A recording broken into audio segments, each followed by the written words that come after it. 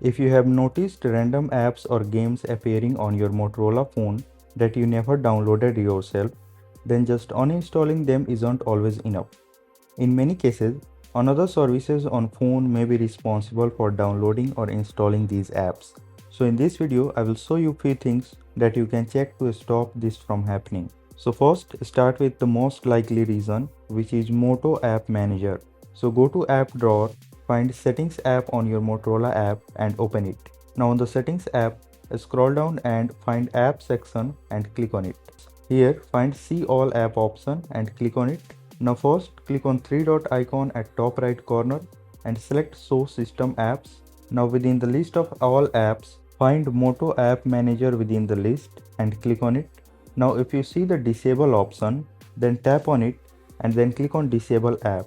So this will disable Moto App Manager on your phone, which can prevent it from managing or downloading unwanted app installation on your device.